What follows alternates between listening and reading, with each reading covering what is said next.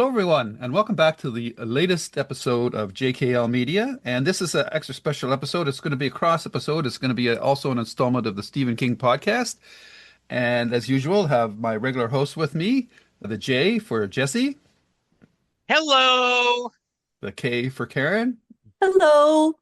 and the L is doing double duty today. It stands for me, Lou, and also for Lilja. And that is Hans Lilja of Lilja's Library. Hello, Hans.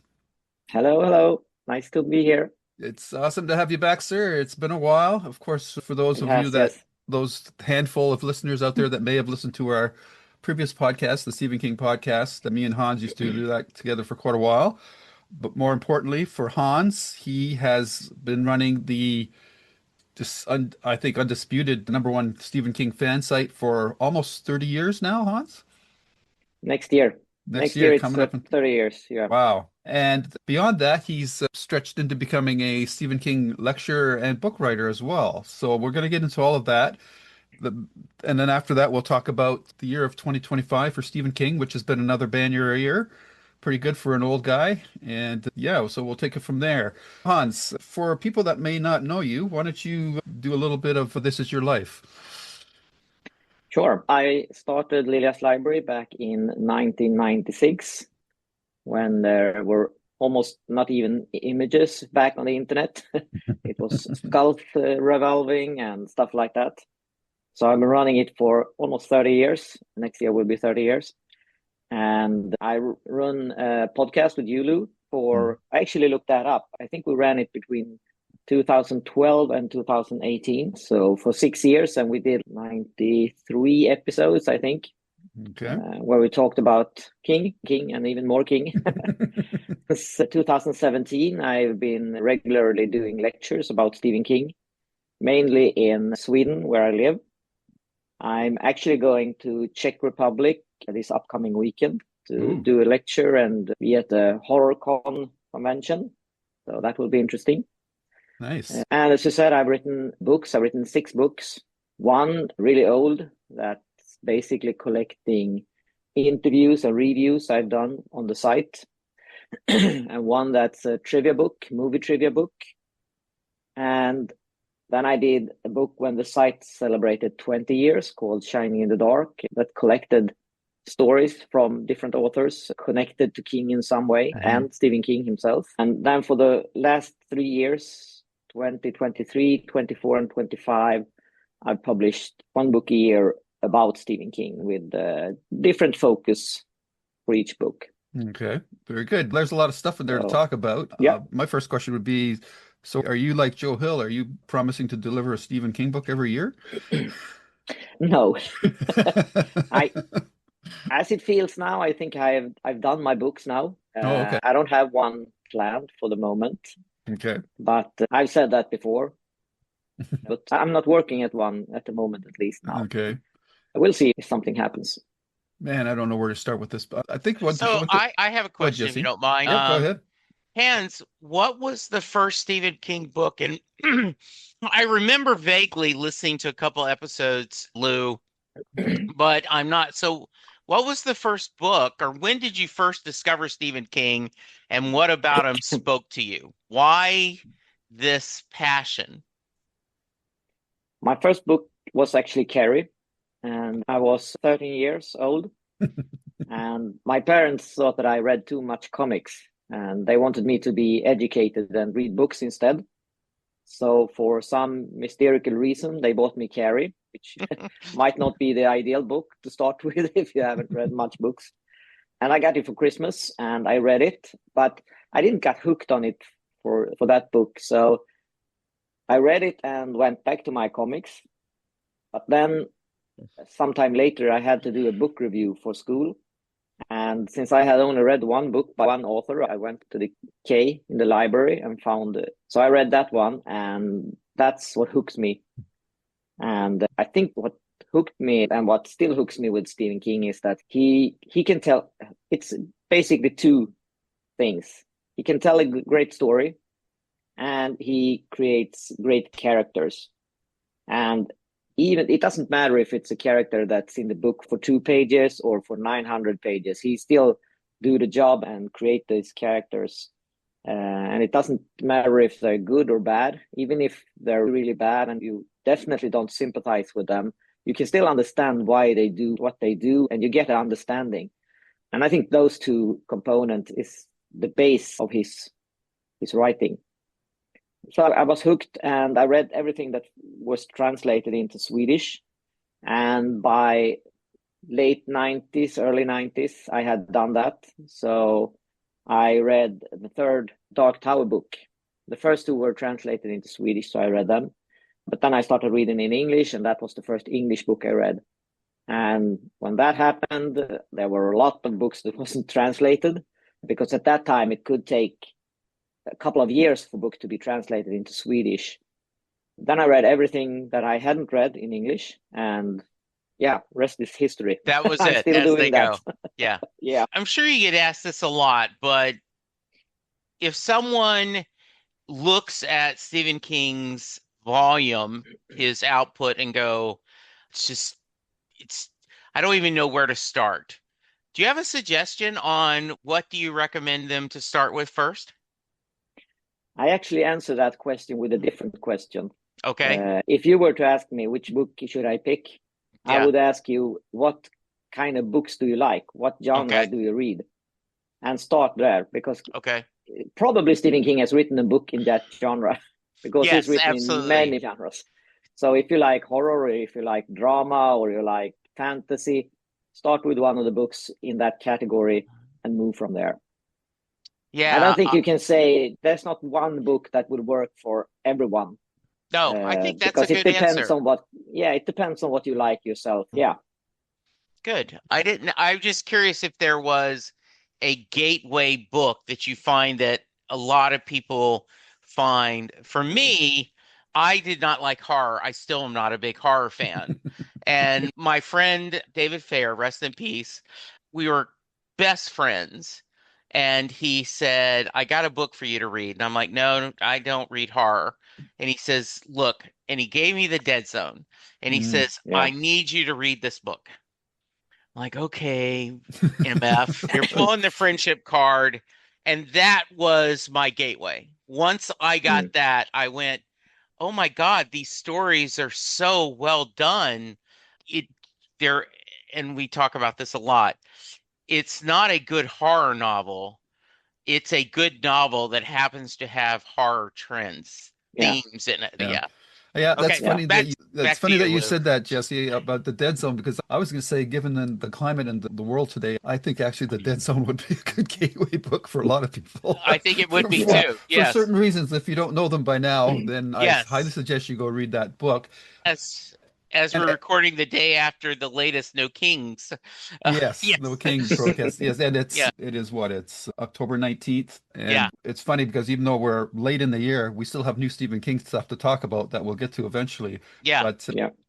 yeah, so I think what I would like I like maybe Karen, do you have any questions or something you wanted to ask Hans? Because I can ask him tons of questions. I don't want to hog the whole show. Yeah, not yet. Okay. Then Hans, I wanted to focus a little bit on the fact that you've actually met the man himself. You've interviewed him Yes. twice and you've seen Yes. him three times, I think, Yes. in Correct. London, Germany, and New York. Yeah. Yeah. So a lot of times people say you shouldn't meet your heroes. I'm Mm. wondering, after all those experiences, you obviously still are a fan, so he must have lived up to your thoughts in some way. Yeah. Of course, you're always nervous when you meet your heroes. It would be Hmm. strange otherwise. But as for when I spoke to him on the phone, I was shaking when I was in my living room waiting for the call, and the phone rang, Sure. and he answered it, and he said, "Oh, hi, Hans. This is Steve." I almost fainted.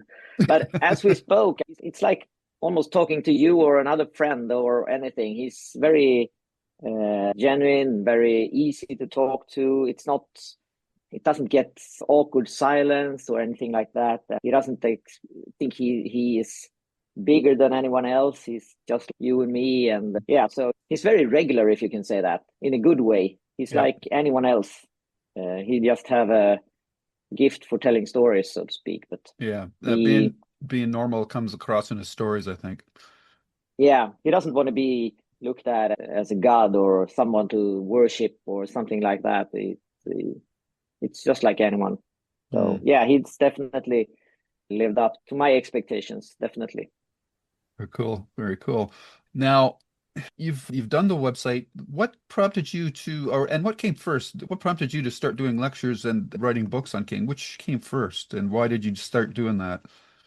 My first of the 6 books I counted or mentioned to you, the first two, the book on the site and the quiz book, is I view them as history, Okay. and the other 4 is more like this has happened recently. Okay. Those 2 first books were done and they sold, but they were very much for the US market, and yeah, the low printing and ran out of print. So they wasn't that. Of course, it's a cool thing to do a book. You can have your work physically standing in front of you, but those are more history.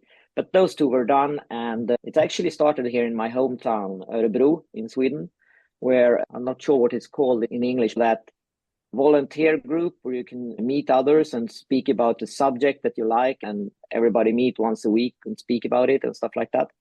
And we're looking for it. I think it was called the Nerd Cafe or something like that for Okay. nerds, All right. in a good way. Yep. And they were looking for subjects The to Losers Club. bond about and talk about. Yeah. And I suggested to them, bring someone in to talk about Stephen King. And they suggested, hey, come in you and talk about Stephen King. So I couldn't say no to that when I had suggested it myself. So Right. so I did a couple of lectures for them. Another group who were connected with this group, but in a different area of Sweden, heard about this, and they booked me to do 8 lectures in 5 days in the south of Sweden. So I went there from Monday to Friday and gave 8 lectures, and thought that this was pretty cool. I think I can do this more. So I started to like libraries all around Sweden, suggesting them to hire me to do lectures. And surprisingly, a lot of them have. So I've been around mostly in Sweden. I've been in Bulgaria also doing a lecture when I released my book there, and a few other places. I was to Comic-Con last year in a panel. That was a highlight. Yeah. Let me tell you, Which that city? was San Diego. San Diego. Wow. That's a bit of a Yeah. hike for you. Yeah. What do you do? Yeah. Yeah, but that was awesome. I can. Everyone should have been to Comic-Con in San Diego at least once in their life. At least once, yeah. Yes. Yeah. That's, I've done them in It's Toronto. crazy. Yeah, I've done one in Toronto, or a couple in Toronto. Yeah, it's crazy. Yeah. So I've done a lot of lectures and really enjoy talking to people about Stephen King. And it's all, I usually take a photo of my audience and the setting and so. And at one place, when I came home and looked at these photos, I saw that on row 3 were a teenager with pink hair. On row 4, right behind her, the lady in her 80s, gray and small. And it was so speaking that image that these two people that, they were so different, but both were there because they liked Stephen King. And I think that is very speaking of his popularity. You can't say that this is a Stephen King fan. Everyone can be a Stephen King fan. I think that's what really makes it fun to travel around and meeting people who enjoy Stephen King's work, and you can talk to them about it and so on. Yeah, I was going to ask you about the makeup of the audiences, because I was pretty sure you were going to say something like that there's a wide variety of age groups and backgrounds represented in those lectures that you do. What's the strangest question you've gotten from an audience member? The funniest one I got was maybe not a question, but I collect books from which Stephen King has been translated into. And in one section of my lecture, I talk about the crazy collector, because you can collect everything and anything that has Stephen King's name on it. Yeah. And I show them a picture of my bookcase with 2 rows of books in different language. And I asked them, do you know what this is? This is my collection. Do you know what it is I collect? And one girl raised her hand and she said, you collect books that no one have the same height. And that's fantastic. I'm actually thinking about starting a collection like that because I thought that was really fun. Yeah. But yeah, Now, I don't get that many crazy questions. Okay. I get a lot of really when I said that Stephen King is writing other stuff than horror, that it's he who's written The Shawshank Redemption, The Green Mile, Stand by Me. They look a little bit funny at me as I try to fool them into reading a horror book when Right. it's not horror and something like that. So that's fun, and that's actually the basic why I wrote the book, not just horror. That came actually from those experiences. I feel that I wanted to tell people, even if you don't like horror, you will like Stephen King probably, Yeah. or at Yeah. least a couple of his books. Yeah. Yeah, for Can I sure. ask you a question since we just talked about that your books are all different heights, right? Yeah. Yeah. I would be so interested to see which Stephen King books on a shelf make the New York skyline and which ones make the Chicago skyline. That would be That would be fun, awesome. yeah. It would be Yeah. like a photo album or something. That would be awesome. So I Kidding. just in my head it That's was actually like, a good oh, idea. Yeah, you gee, could I actually do wonder. some art there. Yeah, that you'll would have to be put up some cool. pictures. Yeah. Yeah, that would be cool. Sorry, I'm so weird. No, No, No, I it's think that was funny. a good idea. Yeah, I think you can run with that idea if you have the time. There you go. yeah, you have obviously quite the collection of Stephen King memorabilia. As you mentioned, books. You've also got like your mascot, huh, Marvin. for your website. Yeah, Tell the story behind that. yeah. He was originally done by Glenn Chadbourne, and he did Hmm. it for my first book. I don't know if you have seen the cover of that, but he's on the cover. Yep, I have And that book. Cemetery Dance published that book. Yep. And from the beginning, he was going to be like on the pages, at the top of the page, on every page, a little Oh, picture okay. of him. Yeah. But he didn't want to stay that small or insignificant. He wanted to take more space. So he took Mm, the front cover. And later he appeared actually on the site as well, yep, right behind and me. got time. Oh, sorry. Right behind me. Yeah. Yeah. Yeah. Yep. And when it became time for the Shining in the Dark book, Vincent Chong was doing the cover, Mm. and we spoke about it. And Vincent Chong is a master of creating illustrations. I don't know if you Yeah, have he seen his he he illustrations, did the but they Dark Tower are, comics, right? yeah, Yeah. fantastic. And I talked to him and I said, I want to have someone sitting at a computer in an old library, and he's turning his head, looking at you as you come into the room, and it's going to look a little bit scary. And he said, "Why? That sounds almost like Marv. Shouldn't we use him?" So we checked with Glenn if that was okay, that we took his creation and developed it, and he said, "Fine, do it." So that's how he was born, and it's been on a couple of cover and on the site like that. Yeah, so I really like him. Yeah, Awesome, awesome. yeah. Jesse or Karen, you got any other questions for Hans before we start diving into the King material? I'm sure Have other stuff will come up, but Okay, yeah, no, I'm good for now. okay. you ever been to his house? Like the outside of his house in Maine? Yeah, I was Yeah. there in 1998. So I traveled to Maine. Me and my wife was in the US for 4 weeks, and we traveled around, and I convinced her to go to Maine. Of Not course. everyone would have done that, I can say. It's Right. gorgeous there. Yeah. So we went there and looked at this house, obviously outside of the gate. We didn't get inside the gate. And took some photos, of course. We visited Bet's bookstore, which was actually a physical bookstore at that time. And I think we went to the Field of Scream behind this house and the Paul Bunyan statue. This was before the tour that exists Oh, today. okay. So we had to travel around on foot by ourselves. We didn't have a car at the time. Mm. And so we had to travel around on our own I It's think we were not there huge. for 2 days. No, Yeah. Yeah. I think we were there like 24 hours or something. So we Yeah. Right. weren't there very long. But yeah, I've been there, and it's a fantastic house. Yeah, I stayed. Okay, we took a trip in high school to New England, our choir, and we stayed in the houses of other choir students, and then they came and visited us. So it was like an exchange thing. And Bangor was one of our stops. And so my friend Mm. and I were like, okay, we got to go see the Stephen King house.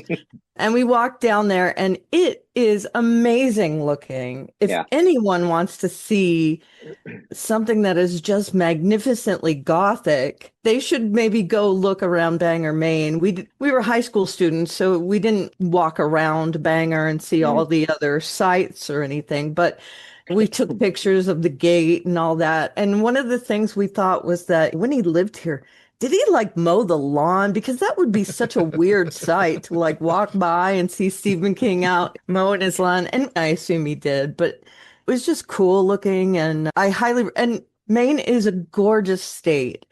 Anyone coming to America, if you're doing anything here where like you want to see leaves and water, and there's a bunch of things that happen up there that you can see different biomes almost. And I highly suggest like a New England tour, and Bangor has to be on one of those tours. Yeah. Yeah, I love the house. I was hoping that you had been able to go there and see it. So Yeah, I have. And I wish I could go again and take the tour that they have. I've heard people take it and it should be fantastic. And about him mowing the lawn, I know that people had taken that tour while he lived there and actually seen him out in the garden. And the that's tour has awesome. stopped and talked to him. He doesn't live there anymore now, so it won't Right. happen now probably, but it has happened before. And now they had a tree on the grounds there that they have turned into a totem pole with I think it's different animals, if maybe it's Oi from the Dark Tower and stuff like that. Oh, that's Yeah. amazing. I'd Yeah, love to go back. I don't remember who did it, but someone very talented that actually turned that tree into a beautiful totem pole. Yeah, Yeah, his and house has turned into a historical site now or something, right? Yeah, Or a as writer's I retreat? understand it, they have moved all the documents that they had in at the uh, University? university. Yeah, so everything of that is stored in that house now, and you can Mm. actually apply for going there. It's I don't remember her name now, but has done this book that will be out in early next year in April or something like that. Yeah, I've got that on order. I'll look it She up while you're talking. spent a year there looking through materials and written a book about it. So that I'm really looking forward to. I think that book will be very interesting. and Wow, I that's think great. that's where his foundation is based out of, right? Is that house? I think they moved Mm, his foundation there. yeah, I think so. Yeah, yeah, I think so. I'm not something like sure, that. but Yeah, yeah. yeah. And It that probably is. house, It's his version of a presidential library, right? Yeah, yeah. exactly. Yeah, it's And the Carolyn neighbor, Dix, yeah, that's right. Monsters in the Yeah, Archives, My Year with Stephen King. yeah, Oh, that's amazing. Yeah, that's yeah. out. I don't know when that's coming out. It I doesn't have think a it's date. April or something. April So next year. Yeah, I've got that on it's pre-order. sometime. Yeah. And the house next to his that he bought as well, I understand is now a writer's retreat where you can apply for going there for 1 or 2 or 3 weeks to just write. Yeah. Oh, that's awesome. Very cool. That's Can you awesome. imagine sitting there writing, looking out the window, seeing Stephen King's house? Yeah. Oh man. Yeah. I would have Nice. to sit there and read. I'm not a writer, but man, just Yeah. sitting, Yeah. I imagine sitting there and reading would be something special. Yeah. Yeah. Yeah. Alrighty. So with that, let's turn to the master himself. King has never gone away really, but he has had years where he's been much more prominent in the pop culture consciousness. I'm looking back to 2019 with Pet Cemetery, It Part 2, and Doctor Sleep. And he's had many years where he's had two books out, sometimes even three. This year he's got just the one, though if you count the Hansel and Gretel book as well, you could say that's Mm, two. And I've yeah. actually bought that, Hans, because I remember you gifted me Charlie Choo Choo because I said I'm not going to Mm, buy a kid's book. yeah. So I ended up buying it. Yeah. I think Jesse bought it too. Jesse? I did. I'm pulling it right now. Here we go. Yeah. Ooh. Yeah. Awesome. There you go. Yeah, Yeah. yeah, it's Yep. pretty good. And he makes a nice Dark Tower connection in there. He does. Yeah. Yeah, Ria the Coup. Yeah. Re- I wish he would have done it a little bit darker. Yeah, we're going to get Yeah. into that now because Yep. it's very interesting makeup of the show here because at the one end of the spectrum we have Jesse who is a romantic, and he likes like Hallmark movies, the romance movies. Yeah. And at the other end of the spectrum, we've got Hans, who loves the dark, gritty, gory stuff. So Yeah. I'm in the middle, and I think Karen's with me there too. I'm So in the middle, yeah. yeah, I so read a bunch of different things. it's going to be interesting conversations. Let's save the book till the last because I want to end on that. Okay. So let's do the movies. There's four movies out this year. Three have already been released. The Monkey, The Life of Chuck, and The Long Walk. We're waiting for The Running Man, which is next month in November. So I'm looking forward to that. It looks like a lot of fun. Quickly around the table, Jesse, have you seen the first three movies? You've seen two of them, right? Or one? Yeah. I was gonna ask, I was thinking, is this the most movies he's had out in any one year? I I, think so. Yep. From what this I can has see got here. to, Yeah, he's had a couple Yeah. of years with three, but yeah, this is the first year with four. Yeah. So I think you've only seen Life of Chuck, right? yeah, I've only seen Life of Chuck. Same for you, Karen? Same, yeah. Okay. And Unfortunately. Hans, you've seen all of the first three? Yes. You haven't seen The Running Man yet, though, right? No. Are you getting an early screening for that, or Hopefully. hopefully? Okay. I don't know yet, but hopefully. All right. So let's start with you, Hans. Out of three that you've seen so far this year, which one was your favorite? I actually have two favorites, and Okay. that's Life of Chuck and The Long Walk. Okay. I think that those two are, I would say, probably in my top four best Stephen King movies of all Wow. time. Wow. Wow. Yeah, I really like them. They're very different from Oh, each they other. are. Which is, and they're a perfect example of King's range. Yeah. And when I watched Life of Chuck, it came a bit late here in Sweden, so I didn't see it before the first one in the US saw it. And I heard all these reviews that it was so good, it was the best movie ever done, and I got worried that okay, there's something fishy here. It can't Yeah. be so unanimous good Yeah. reviews. Yeah. So I was thinking that okay, few big reviewers have said that this is a great movie, and then you always have the followers that really doesn't dare to have their own opinion. They Right. hook on to the others. So I was fearing that this would be one of those, but then I saw it, and yeah, I've seen it twice. One an early copy that I got, and one at the cinema. So yeah, I think that it was as good as everybody say it was. But what I've experienced, at least here in Sweden, that it divides the viewers in two. One group feels like I do, that it's a great movie, and the others really seem to understand it because it's. Can we spoil, or is it?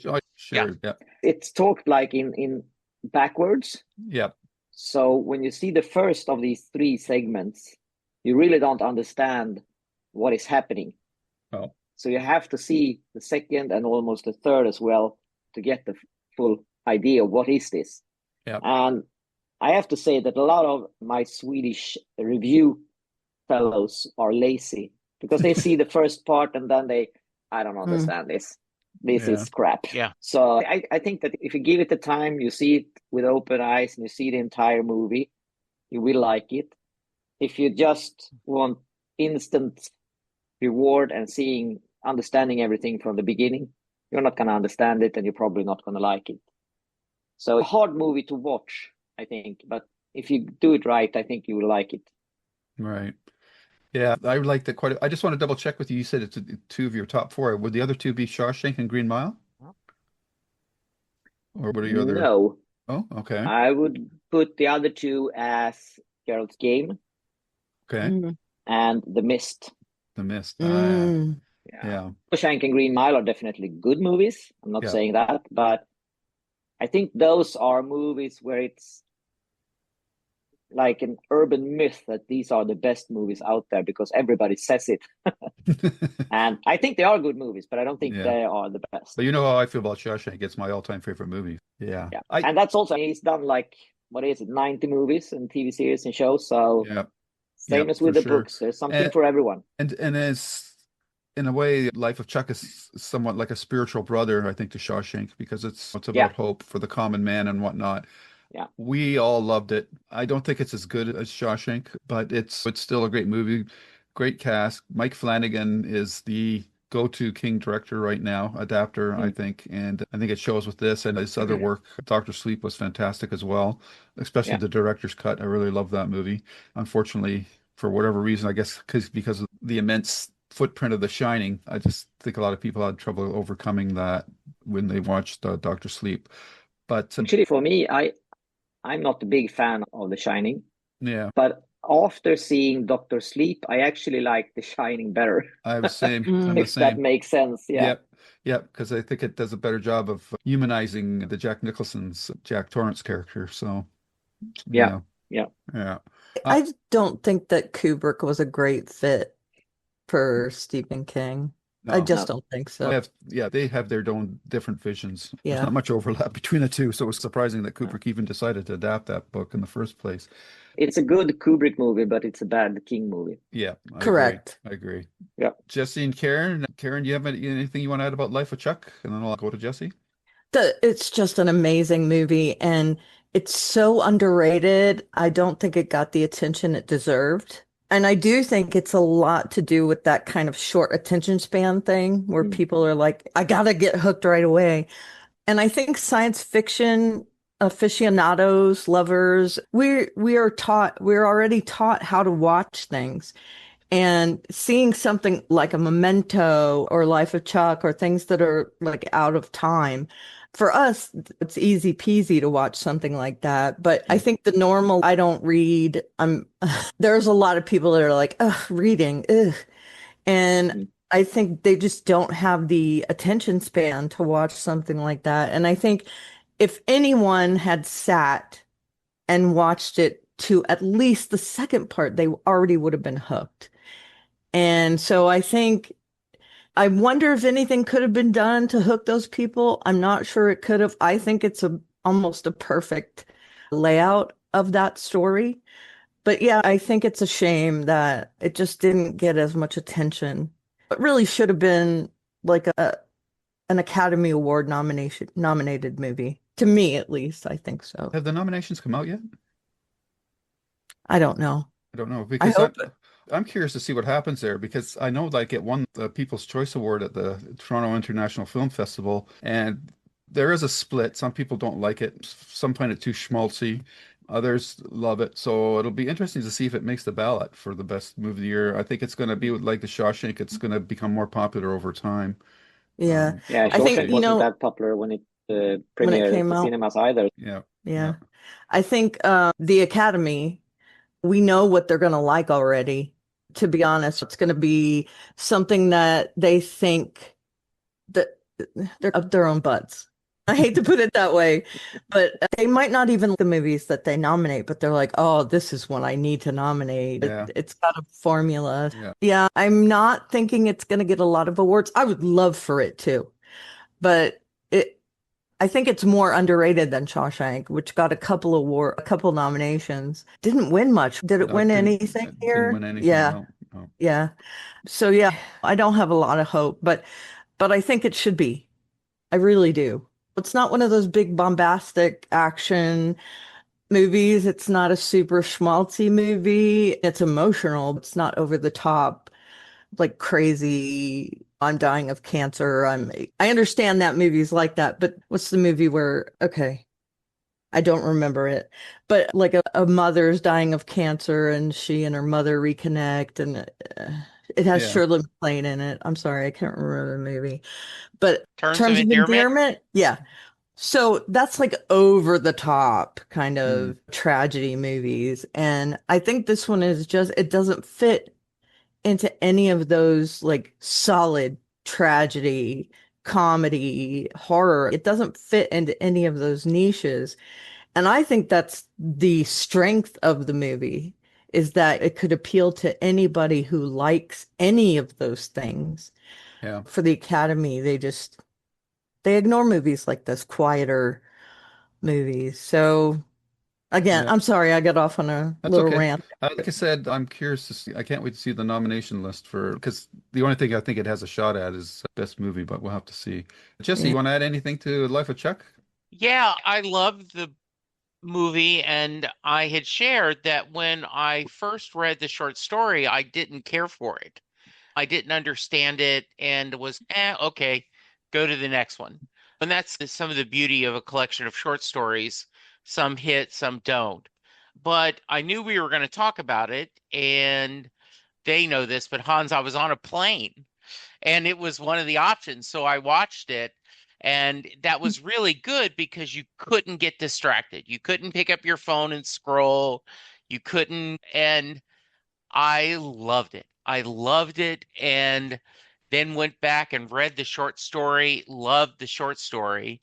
This is it, I don't want to say a hard movie, but it is a difficult movie because you're setting up that there's this science fiction, the world is ending story, and you don't get an explanation why, you don't get a reason, and you end mid story. And then the second part is such a moment of life, a moment of happiness, a moment of joy that is absolutely beautiful.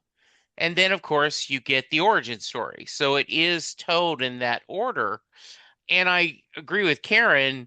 I think rewatching this, where you can understand, oh, now I know what's going on, you'll enjoy it even more. I think that the Academy will reward clever filmmaking. I think they will reward it as in that this is something different, but they don't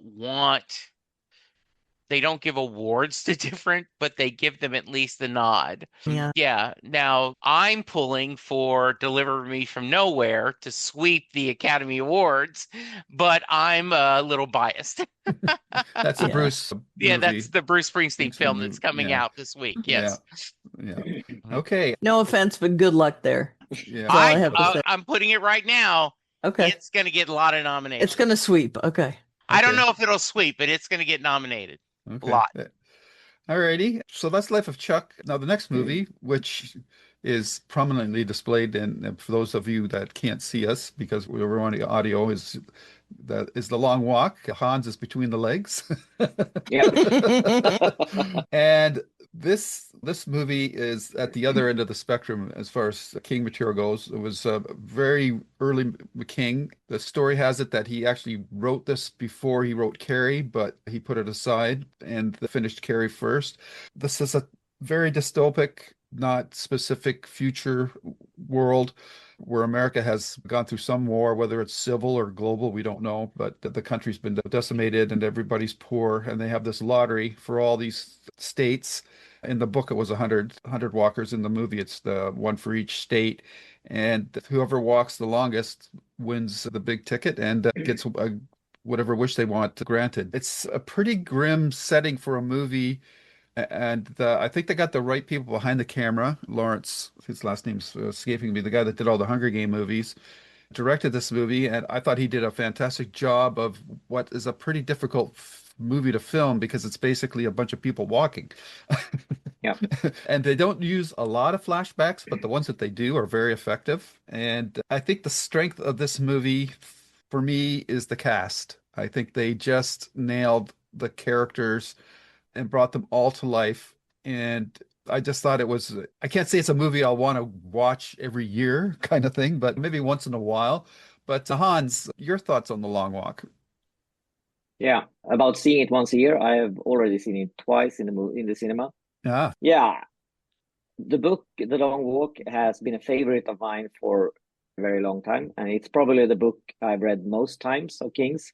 So I really liked it, and I was quite nervous when I watched the movie because, as you say, they are walking. How can you mhm, make a good movie about people walking? mhm. And I think it's almost about 2 hours long as well. So I was worried about that, but I think that they kept true to the story. They kept true to the feeling of the book.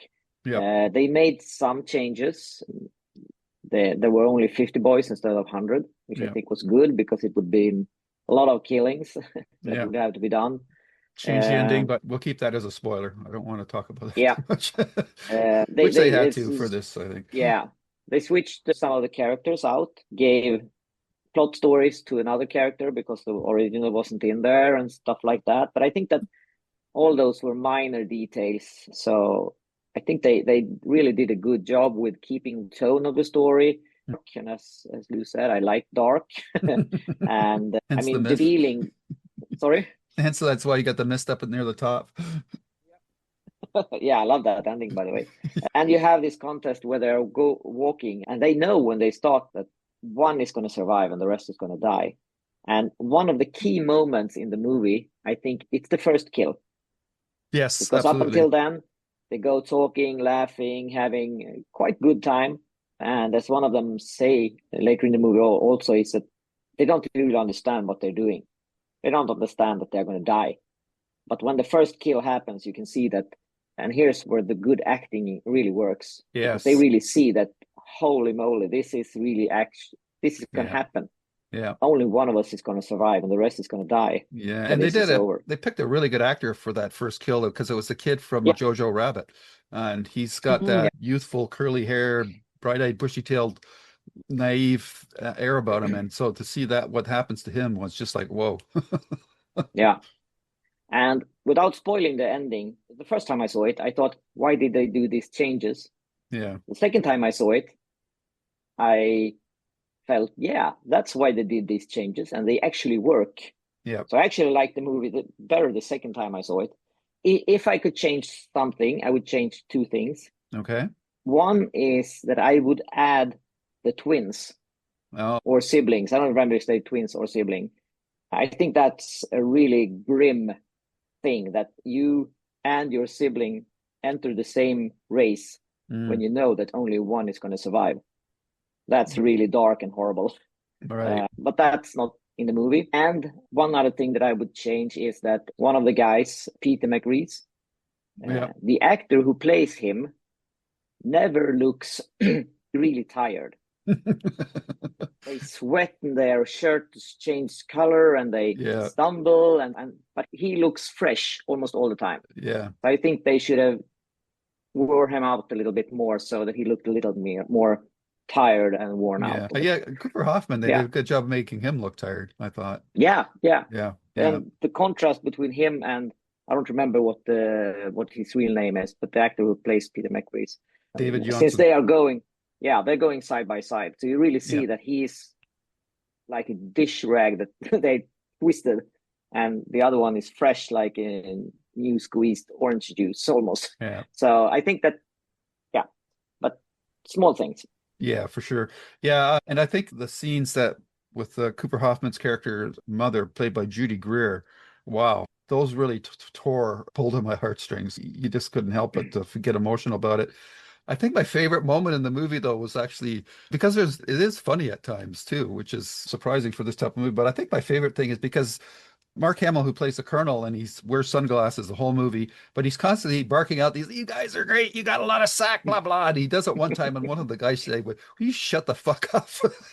I just couldn't stop laughing because he said what we were all feeling at that point in the movie, right? Because Yeah, yeah, because yeah, his character, the Colonel, is so one note, right? It was just like that was so funny, and they don't shy away from the violence, but they also address no, bodily functions. yeah, You yeah. can't stop, right? So what are you going to do? And I So think they that's one of address the that as strengths with well. the movie. Yeah, they don't pull any punches. Yeah, No, it feels real. You're out there with them walking, and when yeah, they realize that, crap, only one of us is going to survive, yeah. I can't wait till it's horrible. yeah, I can't wait until Jesse watches it if he ever does for his reaction to it because I don't think it's his cup of tea at all. Yeah, it's a perfect segue. I will probably only watch the movie because we'll probably talk about it. If it was up to me, I would have no interest in watching this whatsoever. I didn't watch Adolescence when you guys were going to talk Right. about Mhm. Yeah. it. Was just too idea. I can't turn my brain off on the logic of this. Okay.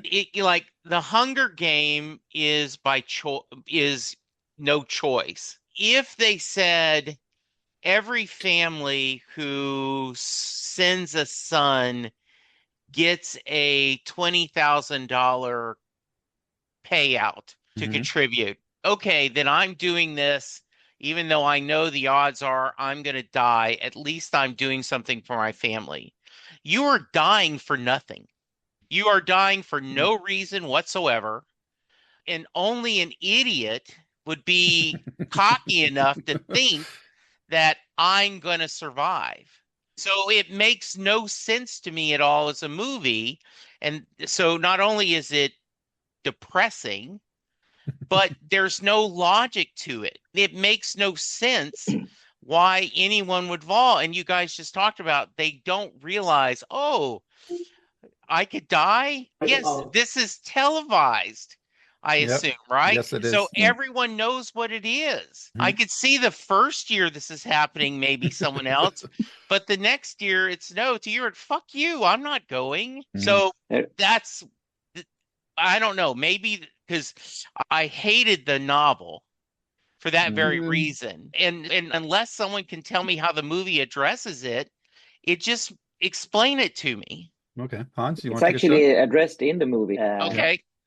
The thing is that the And setting, of course, is that everyone's poor, they don't have anything, and winning this will change their life.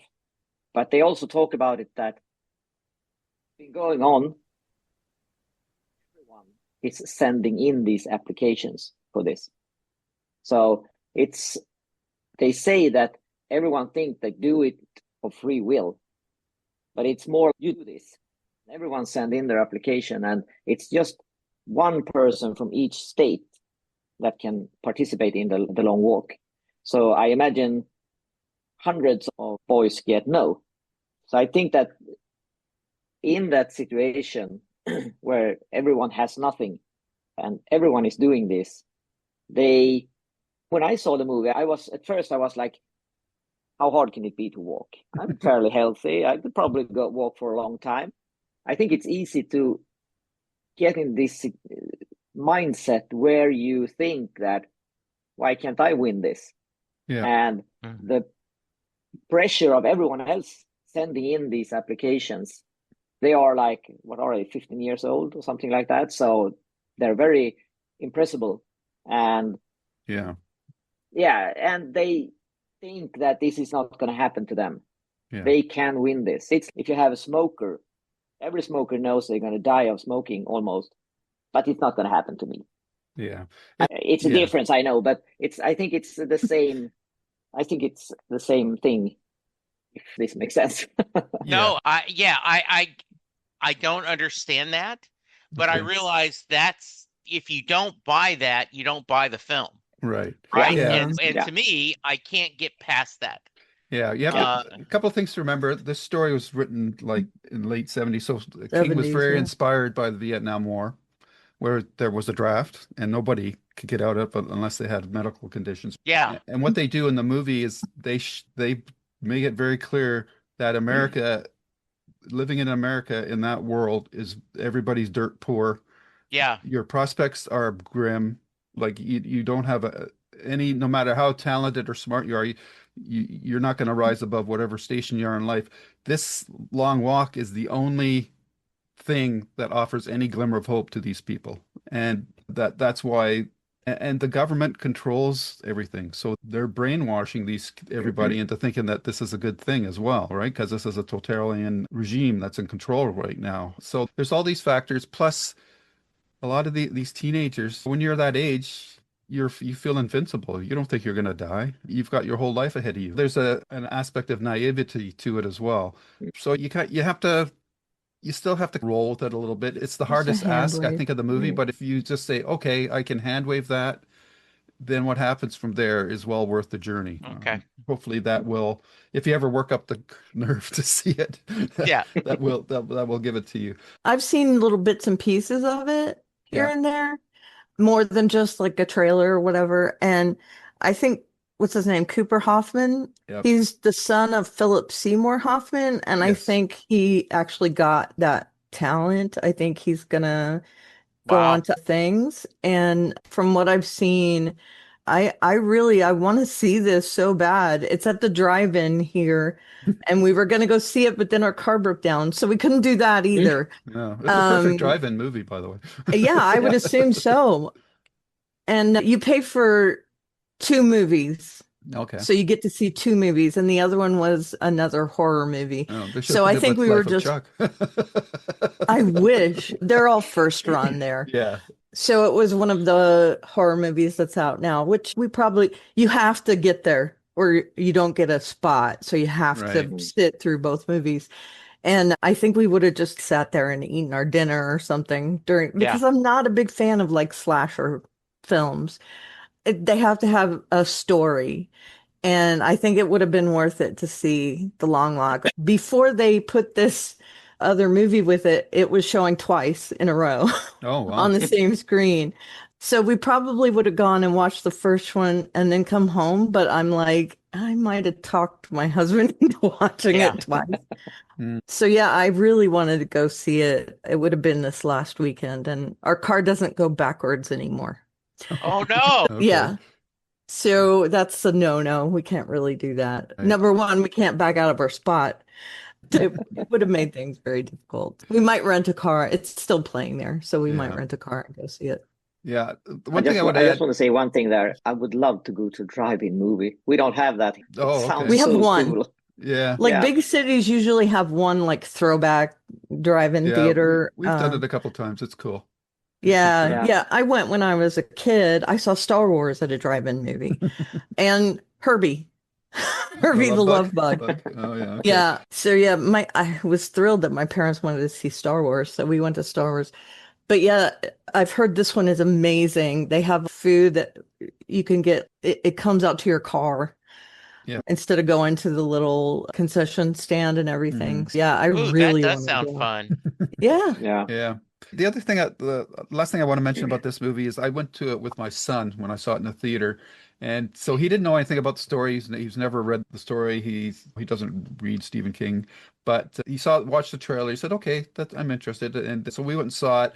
And I said, "So what do you think?" And he said the most tense thing for me, he says, is when they would focus on the lead actors. He said, but then you're looking around them and all the other characters, and you Mm. would see some of them would start to flag and fall behind a little bit. And then I was always waiting for the next gunshot, and so Mhm. that's what he found really effective. And then of course there's the really effective scene when they're at night when they have to go up this big hill, and Mm. oh man, that was really Mm. well filmed. Yeah. Yeah. Yeah, that was really well done. Alrighty, so anything else, Hans, you want to say about the long walk before we move on? Watch it. Watch it. You Yeah. hear that, Jesse? Watch it. Yeah. Uncle Sam wants you. You should come here and we'll go to the drive-in together Wow, and watch it. that would be fun. All right. So there's one movie left, The Monkey, which was directed by Osgood Perkins, who's the son of Anthony Perkins. And Mm. the Stephen King short story is a pretty straight up horror story. Perkins took it in a different direction. It's kind of one of those adaptations like the original Running Man to me. It's got the same title, but it bears little resemblance to the original story. So he turns it into a dark black comedy, and the kills are over the top. I personally didn't really think it was a very good movie. I don't know what Hans, who likes the gore, maybe he liked it more than I did. What do you think of The Monkey? I hated it. Oh, okay. Wow. Yeah. I wrote in my review that I was probably 40 years too old and 10 Mm. years too sober for it. Yeah, I think it was a terrible movie. Yeah, As I you say, agree. it's over the top and it has almost nothing to do with King's story. Yeah, And yeah, it went from over the top to ridiculous. So, yeah, yeah, I think it was really miss. yeah, same here. It's like the Yeah, recent remake of the Pet Cemetery. Just thought it missed yeah, it yeah. didn't capture any of the tone or the purpose of the King story. And frankly, for those type of kill scenes, I think the Final Destination movies do a way better job of those Yeah. Rube Goldberg types of series of events happening. In fact, we watched the last Final Destination, and I think that if you've never seen it, there's like a prologue that happens in this mini CN Tower airport lounge thing. And man, oh man, that first 20 minutes of that movie, that was intense. That was really well done. I haven't seen the most recent one. Yeah, it's really well Um, done. You would like it, Hans. I Yeah. saw the one before that, and I thought that was genius. Yeah, this one's really good The too. ending of that one. So I'll have Yeah. to watch it. Yeah. All right, so that leaves us with one movie coming up in November, The Running Man. Already made once as a movie with Arnold Schwarzenegger, and that totally was a different adaptation. And this one looks to be closer to the original story. I'm not sure how close, and I definitely don't think they're going to go with the same ending No. because that's just too much of a raw wound still for the world, I think, to even attempt that. And Edgar Winter has a certain comic sensibility that I don't think works for everybody, but I've got to admit, at least so far from what I've seen, it looks like it's going to be at the very least a fun movie. Hans, what are your thoughts on The Running Man? Yeah, I when I saw the last trailer, I thought, as you said, that it's going to be a fun movie. That will probably be my problem with it because if you read the book, it's quite dark, Yeah, and I this one sounds like it's going to be quite a few one-liners. yeah, Arnold in Terminator, I'll be back, and stuff like that. yeah, And I don't really want those parts in this movie. So I think this will be somewhere in between. I'm not sure yeah, yet, but my hopes went down a little bit with the last trailer for it, actually. yeah, We'll see. Oh, yeah. Same here. But You it like it can't be dark. worse than Arnold Schwarzenegger's version of it, I think. This is true. This is true. Yeah. All right, so let's turn to TV. This year there was two series, The Institute and Welcome to Derry. The Institute has finished its run. It was a summer series and had 8 episodes, and I thought it was a decent adaptation of the source material. It's not outstanding. It's not terrible. It's the middle of the road. I think the strength of the series is the actor that played, I think it's Ben Cross, I think is his name. I think that he carried the show for me. I thought generally the kids were okay. They weren't terrible, which with kid actors is always it's hard to do. But yeah, I thought it was a fairly decent adaptation. It took the story potentially in a different direction than I thought. If I don't know if they're having a season two, I think that's still up in the air, but they set it up for potentially a second season anyhow. But it said they renewed it. oh, did Oh. it? Yeah, Oh, it's okay. renewed for a second. Yeah. Okay. Very cool. So Jesse, sorry, Hans, your thoughts on the Institute? I feel about the same as you. It's a mediocre series. It's good, but it's not very good, and it's not bad, and it's not very bad. Yeah. One that I watched it, I enjoyed it watching it. Probably want to rewatch it. I think Right. I think the cast were we had a couple of doctors and orderlies that were a little bit too much. I think they Mm. overplayed it, A lot of and lot of character actors. yeah. So Yeah. they went a little bit over the top. Some of the actors weren't that good at Mm. their job. But I think overall, it's something you should watch definitely, and I enjoyed it. But as I said, I watched it once and will probably not watch it again. And I wish they wouldn't do a season two. I think they Mm. will spread it and it will turn into something like Under the Dome season three or whatever it was that has nothing to Let's do not with go the source there. material. Yeah, let's not go there. Yeah. So I I think they did an should have Under done a the season Dome. two. I did an Under the Dome podcast. Oh, did you? Mm, And yeah, the second and third seasons, we were hate watching it. Oh, okay. yeah. And that was the joy of our listeners. They were like, we love hearing you hate watch it. It was just terrible. The first season was good, but man, Mm, those second two seasons were a slog.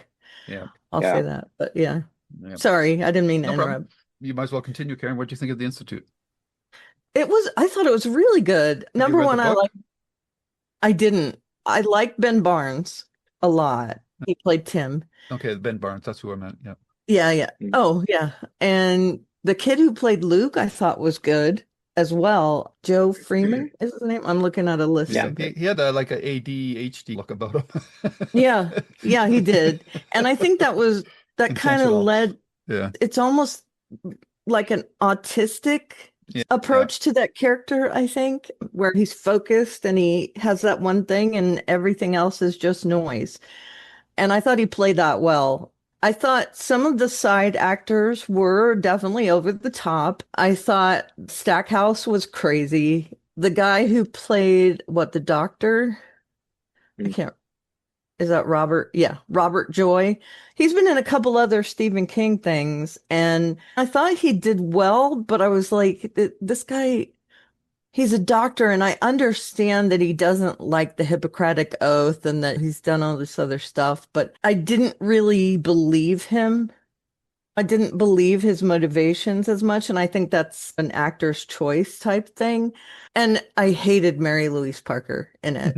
I I And she's the didn't big get name actor her. in it too. Oh yeah, I think she's the biggest name. Yeah, for Although sure. Ben Barnes, you might not realize that he's been in a bunch of things. He was in Game of Thrones and Yeah. T-Mobile commercials, but T-Mobile commercials is what I know him from, believe it or Okay. not. And I've seen him in other stuff too, but I was like, oh yeah, the T-Mobile guy.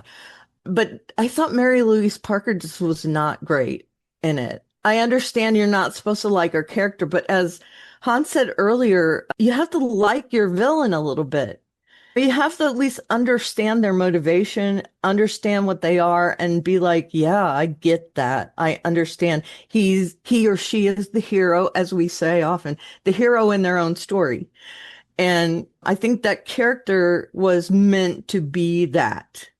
And I didn't see that until that very end where she's really more impassioned about it. Before then, she was just like, yeah, whatever. It just seemed like she was really lackadaisical, very not invested in anything.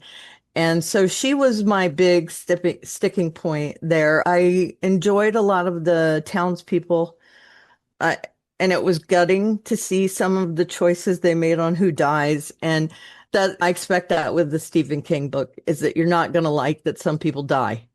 Right. So yeah, like the police captain, and I'm not going to spoil any other deaths, but I enjoyed it. Like I said, I binged it last night and it wasn't hard to watch at Yeah. all. It was definitely an easy binge watch. So if you haven't seen it yet, I highly recommend you dig in, and I think it's worth a watch. I don't know that I'm ever going to watch it again, and I might watch the second season of it because they did really hammer home that they're setting up a second season there at the end. And Yep. from what I see, it's not the same ending as the book at all. There are similarities, but there's definitely some things, some big things that are changed from the book ending. And I thought to myself, after looking at what the book is, how are they going to do this to set up a second season? And it's just that they changed one really big thing about the ending. And I think that's going to be the crux of next season.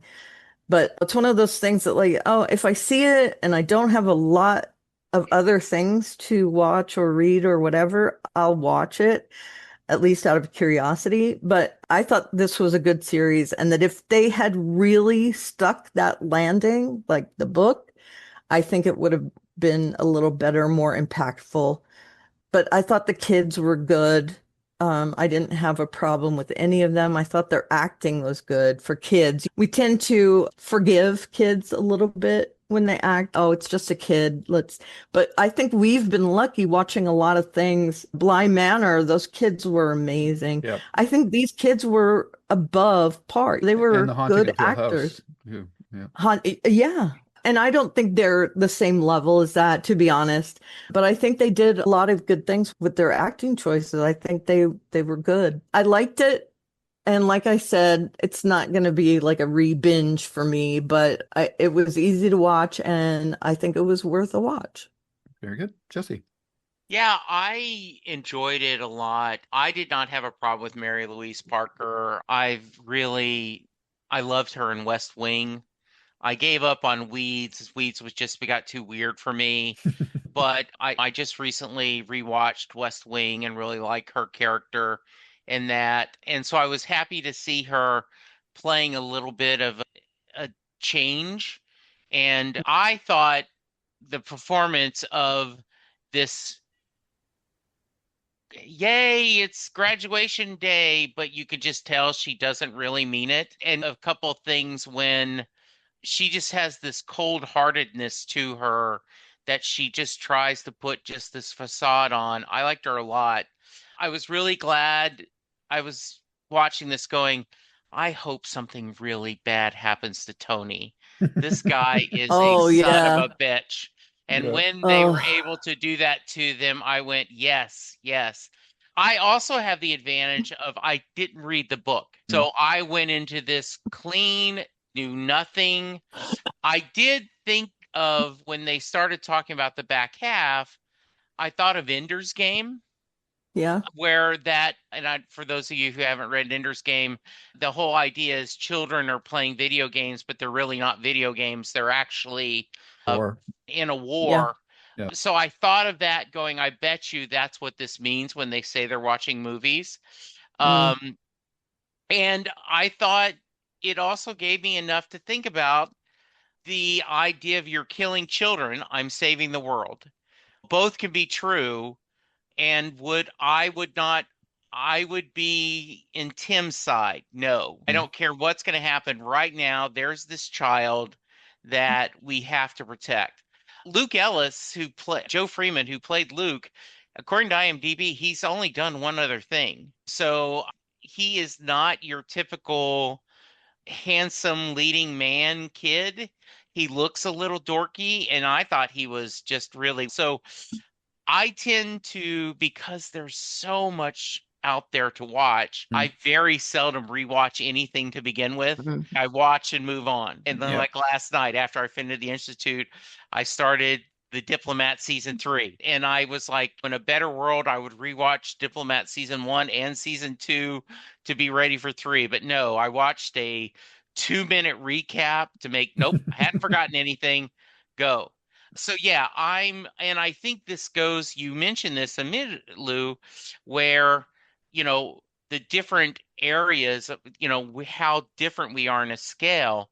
Yeah. I want something where there's hope and someone wins. Yeah. The good guys win.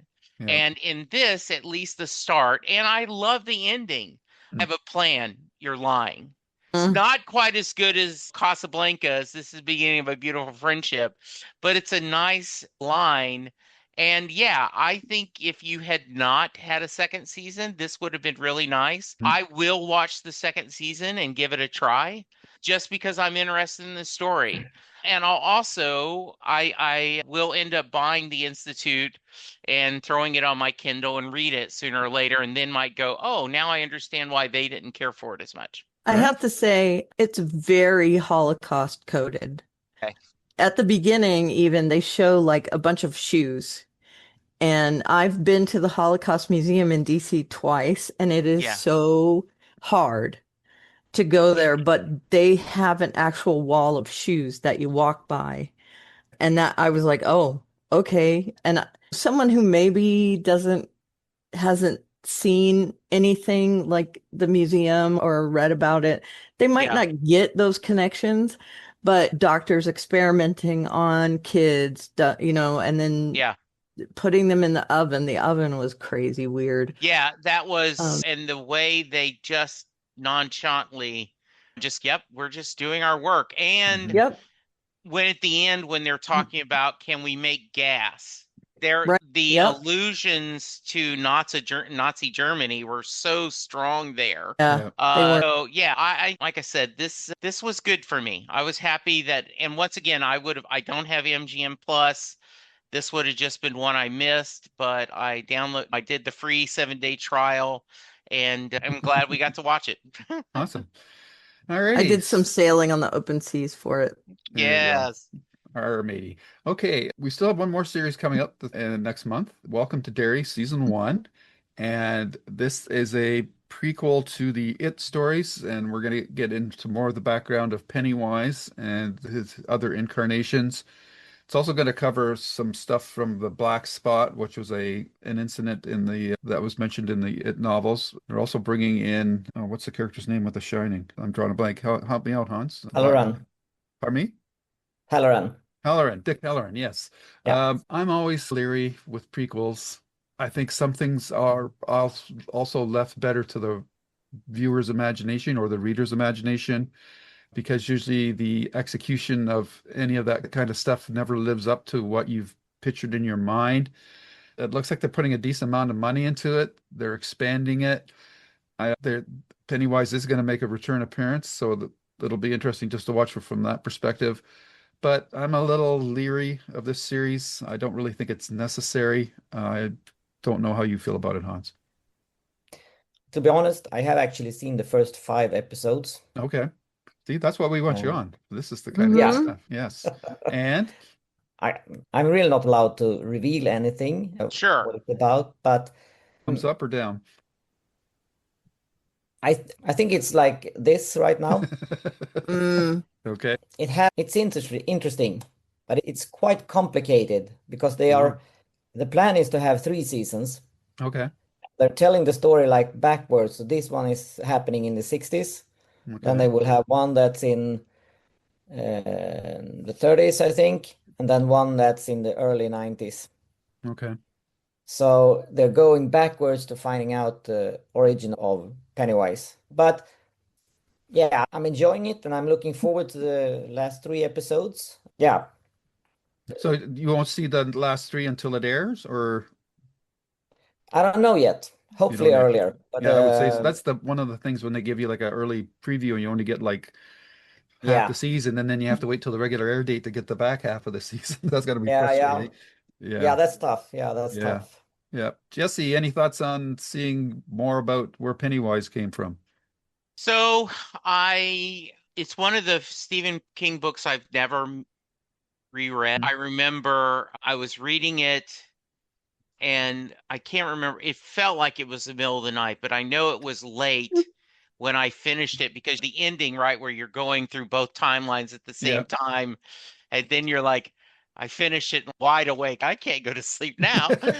And I certainly remember the original miniseries, Yeah. but I didn't care. I didn't watch the movies. I just didn't care to Hmm. see it that much. So, yeah, this is one.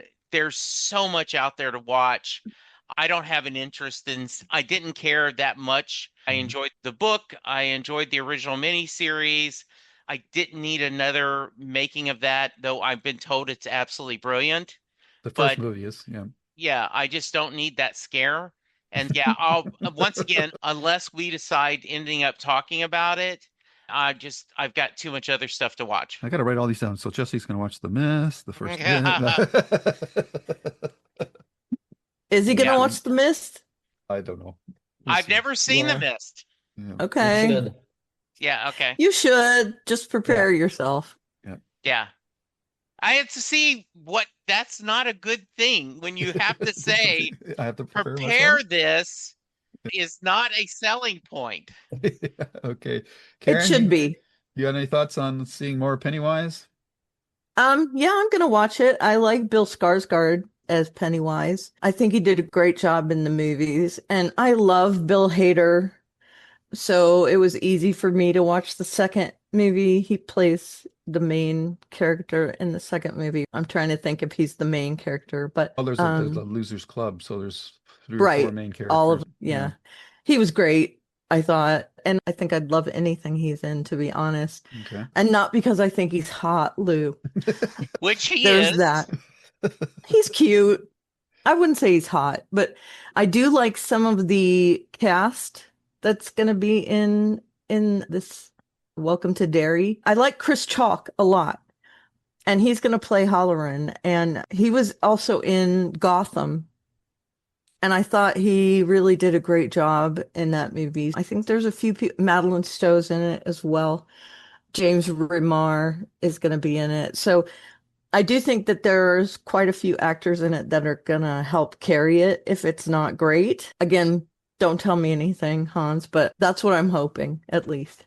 So yeah, I'll be watching it. Alrighty.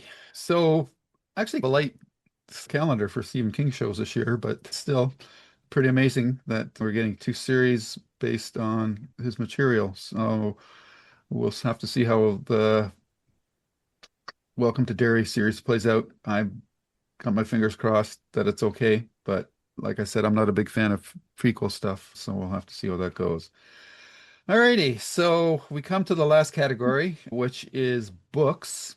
Before we touch the Never Flinch, which we've all read, which is will be good to talk about, I just had to mention that there was another book released that now, although not written by King, it was inspired by Stephen King and was based on The Stand. And that is the anthology collection, The End of the World as We Know It, which of course is a Ramones song. And that book has a anthology format and it has a lot of writers playing in the Stand sandbox, I guess you could say. And I haven't finished it yet. I'm about halfway through it, so I can't give a complete review on it. I don't know, Hans, have you read the whole thing? Actually, I have not Okay. read it, and I feel that while there's a lot of authors in that book, some of them I've never heard of, some of them I've heard a lot of, and those I've heard of are all great authors. But I don't really like when someone else is in and doing things in Stephen King's world, other than Stephen King, if that makes sense. I'm tempted to call it fan fiction, but based on the authors that's in it, I don't want to be disrespectful to them because they are great authors, nothing about that. But I think that Stephen King should write about his stories, and yeah, that's my feeling about it. Okay. Hmm. Yeah, I'm with you there because while I've read, like I've said, I've read half the book and like there are some big names in here. Robert Cargill, Brian Keene, and Christopher Golden edited it, but surprisingly they didn't contribute to it. Richard Chismar, Bev Vincent, who of course we know, Tim Levin, Joe R. Lansdale, Josh Mallerman, the list goes on. There's quite a few writers in here. I have to say, it's what I was just saying about the prequel thing. There's these stories take place in the Stand universe, but they're not really the Stand story, which is the driving force of that narrative and why I think it's probably King's most popular book, or I think it's between that and it for a lot of King constant readers. And the writing is fine, and some of the stories are actually pretty good, but and they're clear about it. They're just using the Stand as a launching pad. So I can't really say that I'm blown away by it. It's like any anthology. Some stories are good, some are like, eh. But it's an interesting experiment. But I think the main thing to take away from it is it's just the power of the footprint of Stephen King that this kind of project could even get greenlit and printed. It's a curiosity piece, I think, for diehard King fans. I'm really surprised that Hans hasn't read it because he is a diehard King fan. That's going to be like your Achilles heel if you ever get asked questions about it at a lecture. So you might Yeah, have to it do is. something about Yeah. that. But I just wanted to mention it in case anybody out there who is a big Stan fan wants to read the book. Yeah, it's out there and I think it's worth a read. So you might want to check that out. They are Um, actually planning on doing a similar one for The Shining. are they? Oh, okay. This might be the start of a new trend that I'm not sure I'm happy about. We'll have to see. So, of course, because it's been a whole 20 minutes and I haven't mentioned Bruce Springsteen, there is a book, there is a song on Darkness on the Edge of Town or Born to Run called Meeting Across the River. And it is a very film noir kind of song that Bruce did. And there was a collection a few years ago of short stories based on that song and different people taking that. And so if you guys have about 4 minutes, go listen to the song, and then you can imagine why it leaves enough that it would be pretty fertile ground to because it's vague enough and everything to go, oh, these different stories. So I think it's a cool thing to do. I like themed anthologies, whether it's 8 days of Hanukkah or Christmas or things that are going set in that universe. And Right. I think you said it just depends on some of the stories are going to work, some of the stories aren't Mm. and go. But yeah, and I do think Hans fan fiction in a way that we're not being condescending. Yeah. It's playing in that sandbox. Yeah. And that is, I think, an interesting concept that I think it's cool they're doing with that. I there are I could think there would be Stephen King stories that I would like to read set in different universes. We'll see. And Mm. once again, I think it's the beauty of this is you can take it, you can leave it. And just if you want to spend more time in that world, how cool is it? If you want different universes, then you should read The Dark Tower. Yeah. Yeah. Because that's the whole universe there. And that leads us into the actual book that King released this year, which was Never Flinch, another Holly Gibney story. At this stage of his career, I think it's fair to say that his continuing fascination with the Holly Gibney character is divisive with some readers. They want him to go back to the more horror-driven books that he's used to write. I think at this stage of his career, I think the feeling he has is he's covered pretty well all the horror tropes that there are to be covered. So for him to come up with something new would be difficult. There's two books that we'll talk about after this one that will, at least one of them will hopefully cover that for a lot of people, but we'll see. Never Flinch. We did a podcast about it. We were all pretty happy with it. Wouldn't say it was one of his best books, wouldn't say it was one of his worst, but I think we all said that we liked Holly better. I think that was a better story because it was more confined than the criminals were better drawn out and they were just creepier. Hans, what are your Yeah. thoughts on Never Flinch? Yeah, I think it's a middle book. It's not in my top. It's not one of the least I like, the one I like least. I think this is one of those books that I read and put in the bookcase and probably won't reread for quite some time. I think he put too much in it. There were too many storylines in it, too much happening at the same time. Yeah. So I think it got a bit confusing with all these things happening at the same time. I'm one of those who actually Holly. I think she's a good character, but I think also that he has written a little bit too much about her now. So I would prefer if he let her have a holiday. And I didn't really I wasn't gripped by this book. As you mentioned, speaking of Holly books, I think the book Holly is actually one of his better in later time. I really liked that professor couple. Yeah. So I think that's a good book. This one is a little too much in the same book, and also I think he gave Holly a little too. She was too good at doing the things you do. You had an entire police force after these people, and they couldn't do it, and she did it like in an afternoon between tea and supper. So I think he gave her a little bit too much power in a confusing book, if Yeah. that makes sense. Yeah. Karen, what do you think? What were your quick thoughts on Never Flinch? Yeah, I liked it. I also love Holly as a character. I did think this was more of like a detective novel than Holly was. Holly was definitely, it had that supernatural side in it. And they were that old couple, man. They are the definition of complicated Yeah. villains. Yeah. And there there really wasn't that in Never Flinch. I think it was a good read, but I loved Holly and I liked Never Flinch. I'll put it that way. I am great with more Holly books, to be honest. I personally, I'd rather he do another fantasy, and that might be divisive, I don't know, but I loved fairy tale. And I love it when authors step out of their norm and do a good job with it. And I Mhm. think he did a really good job with fantasy. So I would love to see that more. But I do know he's got a little bit more Holly coming up, or at least he's talked about doing more Holly stories. So I look forward to that. I would like if he went back to the supernatural because all the other Holly things had that big supernatural element in it. She's seen everything right now. And I would love for her not to go. It was almost like I'm tired of all that. I just want a detective job. And then nothing bad happened.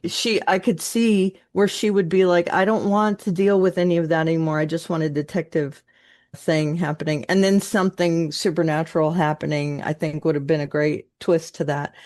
So yeah, as a detective story, I thought it was great. I would have loved to see something more surprising in it, I think. Yeah. But yeah, I really enjoyed it. Yeah. As we'll discuss in a couple of minutes, I think most of your wishes are going to come true. But Awesome. before we get to that, Jesse, your quick thoughts on Yeah, Never Flinch. I think you said it really well. Holly was, I think, a lot better book. It Yeah. had a better villain. Better focus. Yeah, focus. This one, I think it was certainly good, and I like that he has decided to do a reoccurring character that Mm. this late in his career there, and I realize the Dark Tire has this, it's a whole series, but the idea of his own version of Matthew Scudder or Bernie the burglar or other detectives Mhm. that you have the same things. I like that idea. I like the character. So yeah, I'm happy with it. I like the supporting cast involved with Holly's kind of friends and Mhm. her extended family, and it helps the characters grown. Yeah, I'm happy with it. I agree with Karen. I love Fairy Tale, and if he wanted to do another huge epic that where he did a little something different, I don't think he'll ever do a big family drama expanded generational story, but I think it would be awful cool if he wanted to do his version of that kind of a story. But I Mm. think it's cool. And we talked early that he's talking about retiring. And I think the beauty of being a writer is it's okay if he wants to just take some time off. And then when the muse hits him, he'll surprise people and they'll show, wow, he still has his fastball, which is, I Mhm. think, cool. I I, just I also think also, if I can just, Yeah, go ahead. Please. I think people say that they want another horror novel.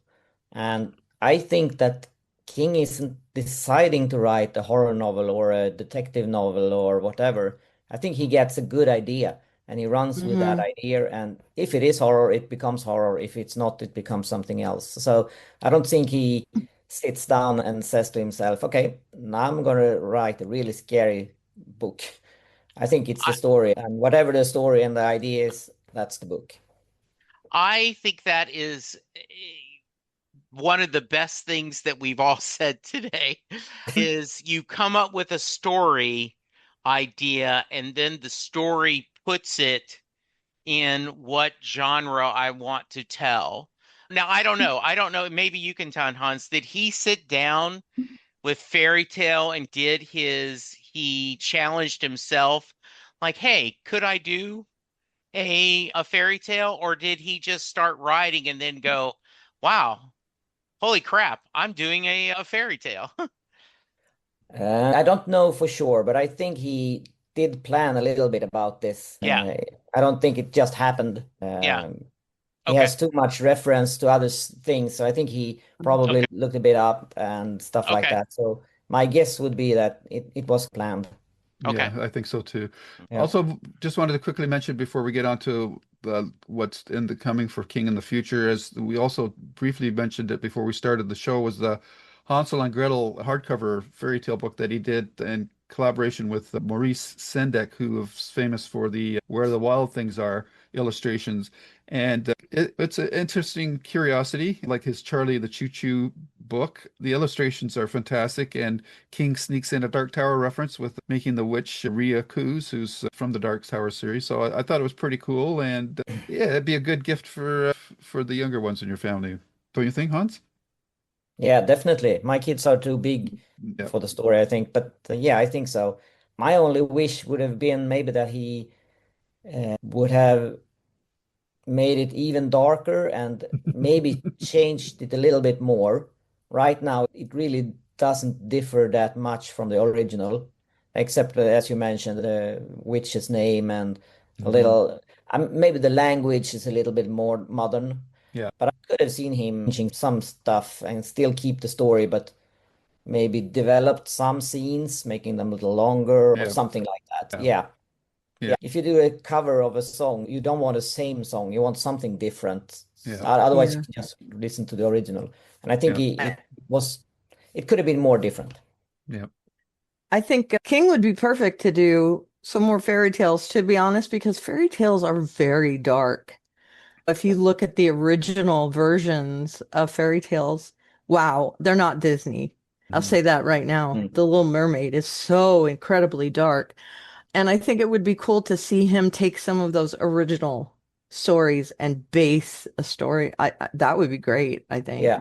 to Yeah. see something like that. So I love that he's stepping into that, and to collaborate with Maurice Sendak is, I think it's brilliant. Some of the illustrations are gorgeous. So he's got that very sketchy kind of illustration that it's just so Maurice Sendak. There's no one else that draws like him. And when you're writing a book that is where the wild things are, it's not a ha-ha kind of book. You can get a little scared by it. And I think him pairing with Stephen King, that's great. I don't have anything against exposing kids to a little darkness, because as they grow up, they're going to learn that things can get pretty dark in life. I would love to see him do maybe a couple children's books that are a little darker. So I think that's an incredible pairing.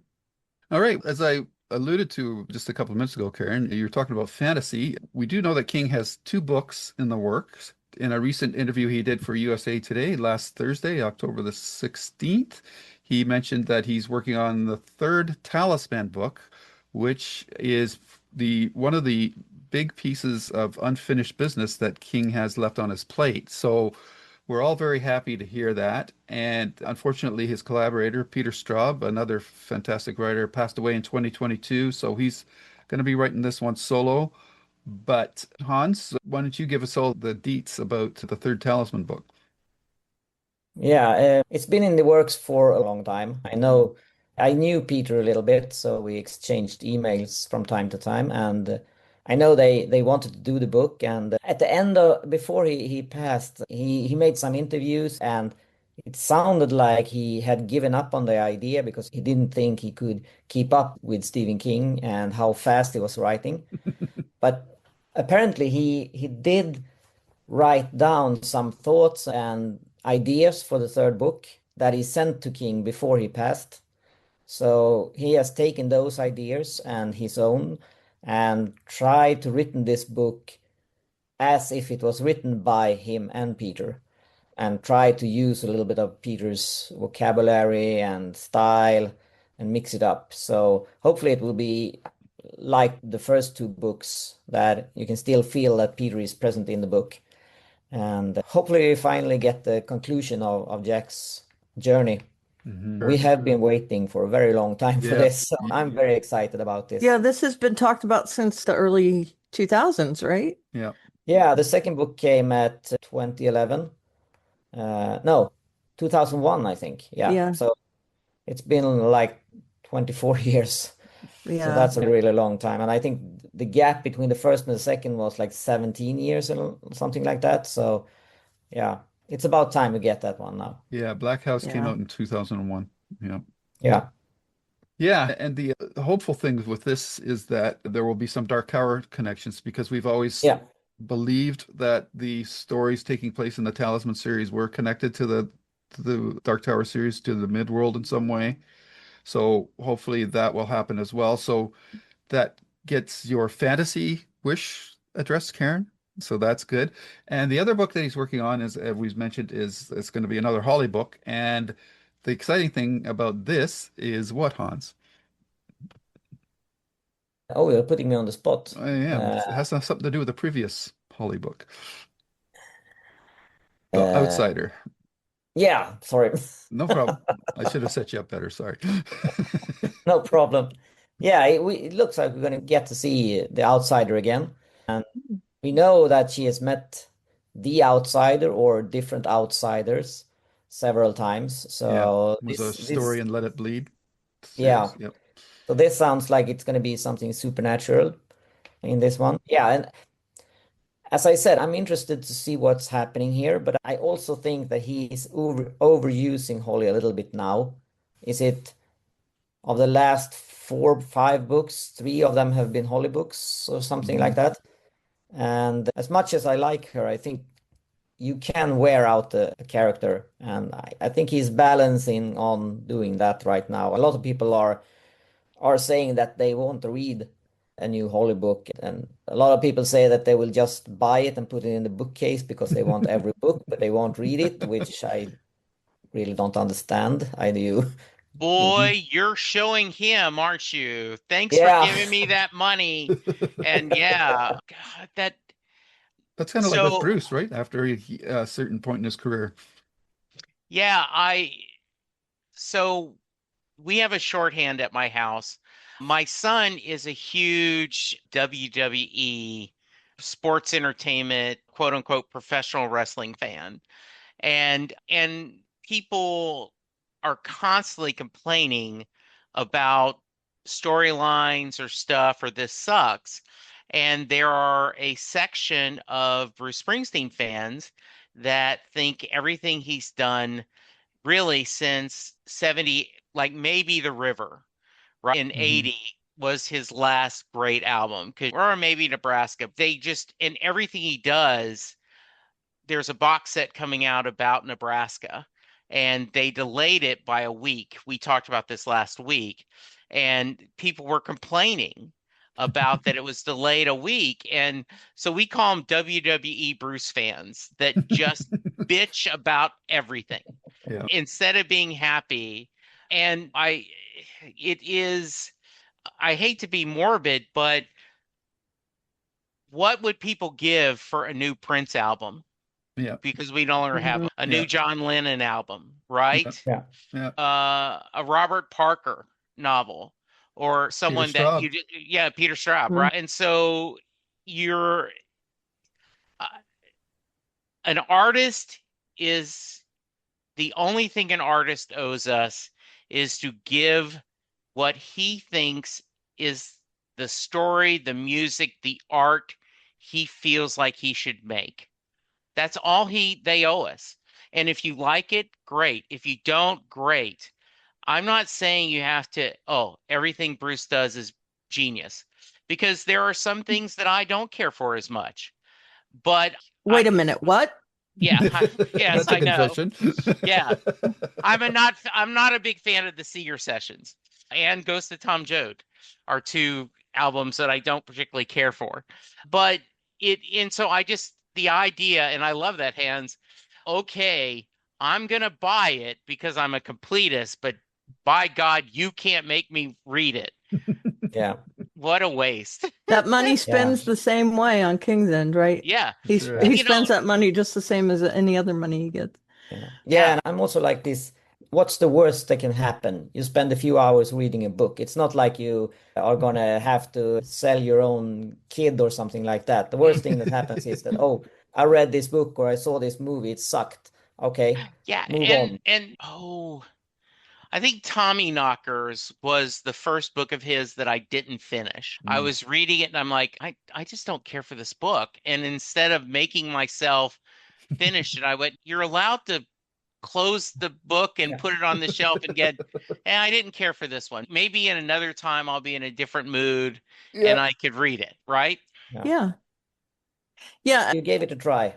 Yeah. Exactly. Yeah. I'm not Eh, a fan of this. I will hate it before it comes out. Yeah. There's a horrible culture around that. And I feel if you think you're going to hate it, yeah. great. Why do I have to hear about it? And it's so pervasive that if you're on a Stephen King fan site or something, you see it. And I'll give Reddit as an example because can be a cesspit sometimes. But if you have Stephen King in your feed, you're going to see people complaining about stuff. You Yeah. can't avoid it. I feel like saying, okay, you wouldn't be happy either way. If he didn't write another Holly book, you'd wonder why he didn't. Yeah. There And would now be he's someone who writing. complained. Yeah. Exactly. Here's my little Bruce Springsteen thing. World of Warcraft. They are doing a trilogy right now where a story goes across three expansions. And the next one is coming out probably at the beginning of next year called Midnight. And everyone is complaining about it already.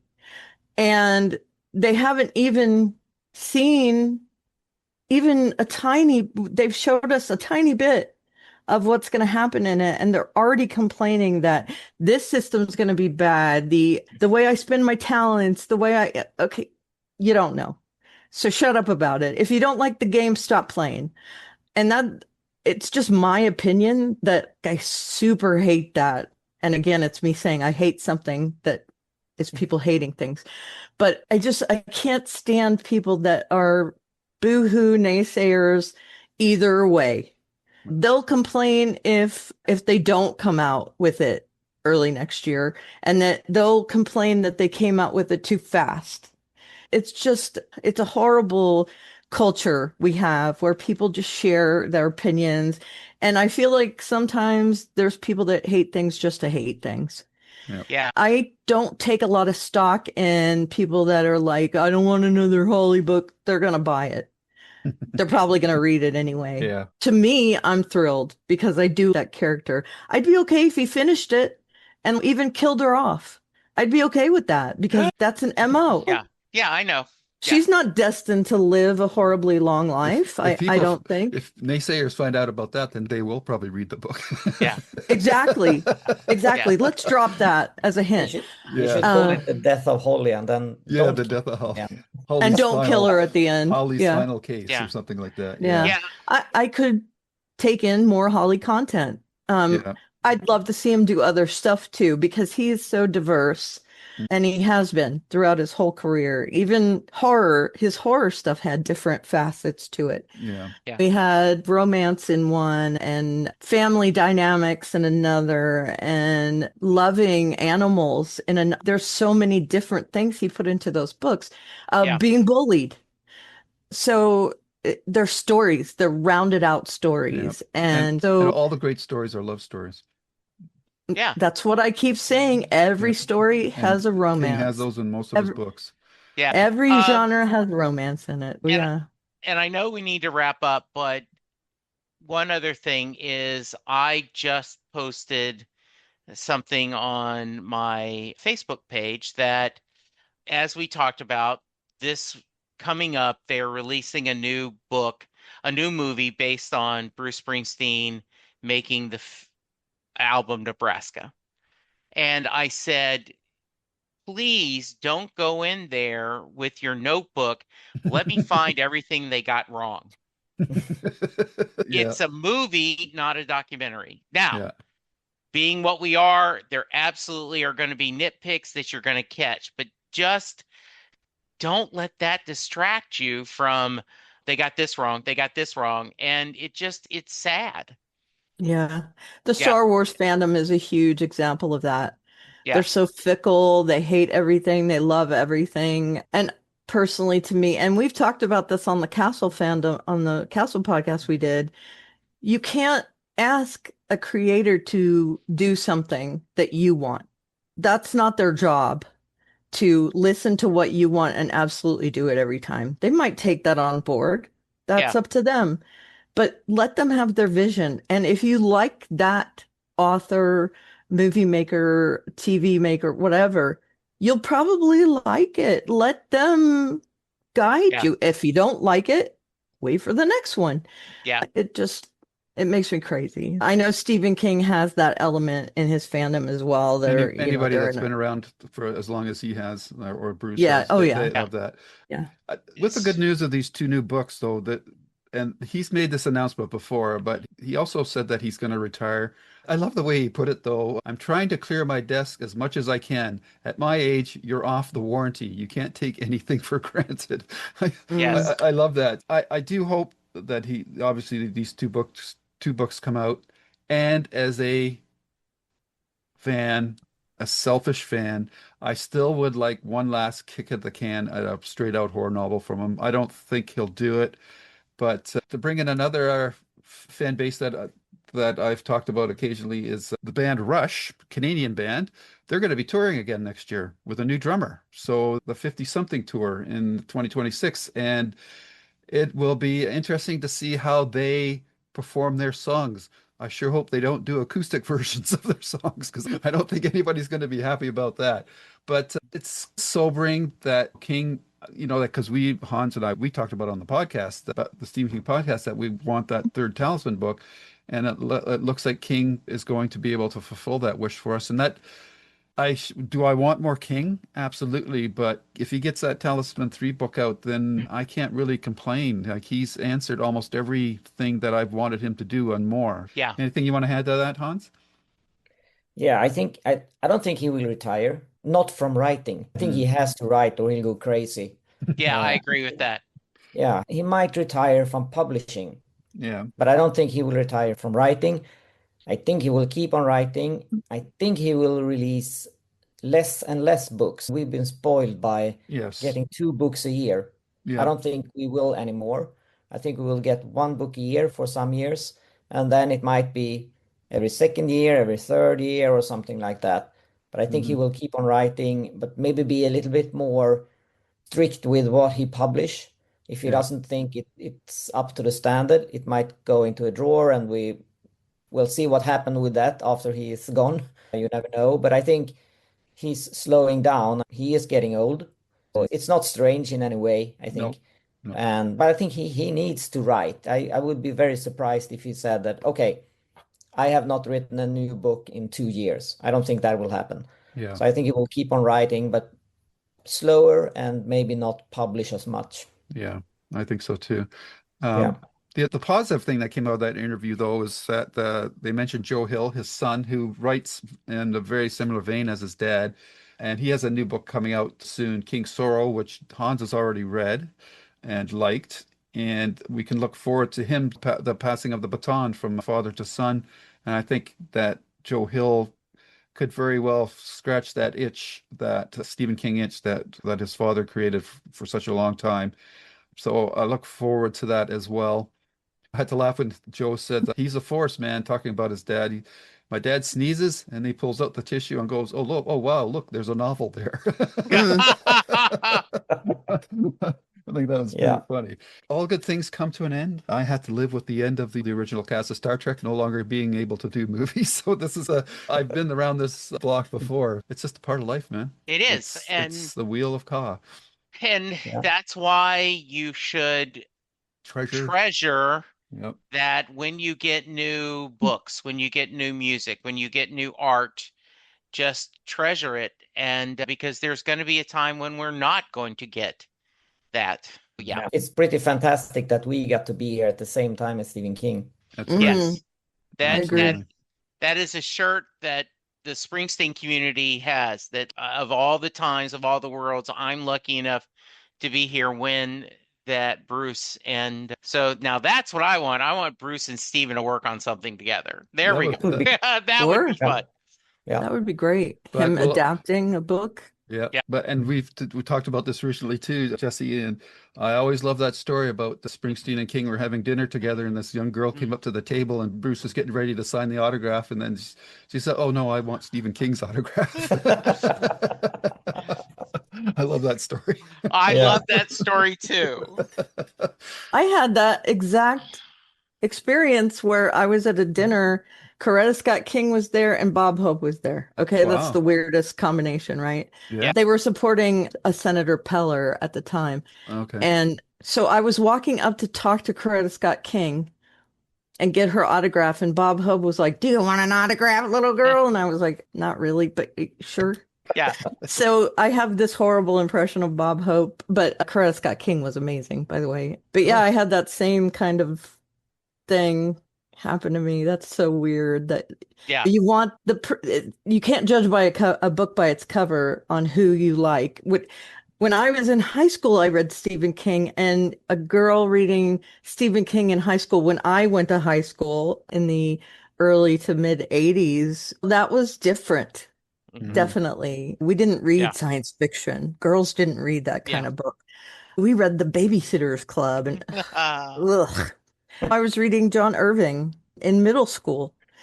And being a fan for so long, I feel like it's rewarding, and that living in the time that I can read Stephen King books, I can see TV shows and movies, that we get so much content from someone I love is a gift. As Jesse said, it's a real gift absolutely. to have something like that. So Right. yeah, I love it. Awesome. So with that, Hans, I'll give the final floor to you. Is there anything that you want to mention that hasn't come up during the course of the podcast? Yeah, I think we have covered most of it. Hopefully, I will have some surprises during next year, Awesome. celebrating 30 years. Okay. I know I will have a contest with a great prize that I just found out I will Oh, be cool. able to obtain. So, yeah, Awesome. check out the site All during next right. year. Yeah. So Hopefully, we'll, it will be a lot of Amazing. yeah. So, celebration and fun yeah. things. So when you get your 30th anniversary, you'll have to come on the King podcast and we'll Yes, just reminisce Yes. about things. please. Sure, sure. And I think that's all I got. Jesse, Karen, anything else you wanted to ask Hans before we let him go? Can, No, can I ask everyone? I know this is dumb and it probably won't get answered for reals, but do you have a absolute favorite Stephen King book? It's hard to pick just one, but I Hmm. would probably pick The Long Walk. oh, Oh, Yeah. wow. okay. That's Yeah, great. I would say The Stand. Okay. That Predictable. boy, that yeah, you can use that as a doorstop. And I'm not saying don't read it, but it is huge. Especially if you get the yeah, complete edition, Yeah, yeah. the uncut edition. Yeah. Yeah. yeah. That came out when I was working in a bookstore and it was Hmm. brilliant to see all the people line up for that. So how Yeah. about you, Jesse? I think if I had to push, it would either be Fairy Tale or Dead Zone. And if I had to just pick one, I think Dead Zone, because of the I did not know what I was getting into, and Right, because I had right. such a resistance that it's like your first doctor, right? Doctor Who, usually the first doctor you watch is the one you love. So yeah. Oh, I thought you were talking about a real life doctor. No, Oh Doctor Who. no, Doctor Who. Doctor Who. Okay. Yeah. Yeah, Yeah. if I But had to Fairy pick Tale would one, be close. Fairy Yeah. Tale's good, yeah. I know you guys will hate me for it most likely, but I love 11/22/63. Oh, that's a very good book. Yeah. Yeah. Ooh, damn Yeah, it. Very good book. Yeah. Yeah. I'm into the time travel thing. Oh, So that fascinated me. It also had romance in it. I think it had almost everything I like in a book. Yeah. So to me, I yeah. think that might be my favorite. I've read it twice now. So, Yeah. Yeah, it's a great book. Yeah, great Yeah, that ending. is a No, great it's book. that I love the stories where there's a victory, but it comes at a cost. and it That's, was very bittersweet. yes, exactly. Yes, Yeah. it was. All right, Hans, we're going to do some cleanup business here. So if you want to bow out now, feel free to do so. I want to thank you for Well, taking the time to do this. Yeah. before I do, Hans, if someone wants more information, plug the website, plug the books, and where to reach you if they have questions. The website is liljadefenselibrary.com. I also I'm present at Facebook, Instagram, Threads, Blue Sky, everywhere but TikTok. I don't do Okay. Mm, TikTok videos, Okay. but I'm out there. Just search Lilja's Library and you will find me. And I'm happy to talk Stephen King, so just get in touch. All right. Will do. I'd love to have you back Yeah. personally. Careful So, what you wish for. Yeah. Yeah. You had to stand with me for 6 years. Oh, that was an awesome time. Yeah. Yeah, it was good. I'll be happy to be back. Okay, awesome. Thank cool. you. Thank Yeah. you, Hans. You enjoy the rest of your night. You probably have to go to Yeah. bed and go to work, right? Soon, yeah. Yeah. Yeah. Okay, it's okay, man. Thanks a lot for coming on. Okay. Yeah, Bye-bye. bye-bye. Bye. Alrighty, so there you go. There's a blast from the past. Hans Lilja from Lilja's Library, and I thought that was a fantastic episode. I hope everybody else out there will agree. And as we wrap it up, Jesse, where can people find you? You can find me at Jesse Jackson DFW on Twitter, AKX, Jesse Jackson on Facebook. And to hate to sound like a broken record, but if you go to Set Lusting Bruce, there is an interview with Warren Zane, who is the guy who wrote the book Deliver Me from Nowhere, that the new movie Deliver Me from Nowhere is based on. He talked, and there is some amazing stories about how he was involved with making the movie, how he interacted with Bruce, and there are some really funny stories about it. So I'm really proud of that interview. Whether you're a Bruce fan or not, check it out, because if you're going to go see the movie, even when you're going to see it on streaming, it's a hilarious. He's got some really insightful, funny stories. Awesome. Karen. Can I, before we go into me, Lilia is spelled Lilja. Yep. For anyone that's wondering, make sure you spell it that way. and you'll find it. But I am at Aliveria, Aleveria, on social media sites. And my blog is alistuff.com. And I'm Aliveria1705 if you want to hit me up on WoW. Okay. That's my battle tag. Okay. Very cool. I know that's dumb. That was just a funny aside, to be honest. Yeah, no, that's good. All right, and you can find me at obviously this YouTube channel, JKL Media Reviews, as well as on my own channel, Lou's Reviews, where I have my writers' interviews and Stephen King podcasts. You can find me on Twitter and Blue Sky at lou.w.sitsma. And with that, the balcony is closed. Take Wait a care, minute. everyone. Wait, we start The Expanse next week, right? Oh, yes, and we're going to Do be we want starting to? the Okay, yeah. I and thought we're we might want to. Yeah, we might start that promo. Very Yeah. good. Thanks for reminding me, Jesse. Yes, we're going to start our series review of The Expanse starting next week. Are you available next week? I can't remember. I think so. I'll Okay. double check. Anyhow, Yeah, our but next yeah. installment will be The Expanse, episode 1, season 1. Yes. Okay. And with that, take care, everyone. Bye-bye. Bye. Yay. That And- was a long one, but God, that was good. Yep. Boy, And that The proceeding has been a JKL Media production.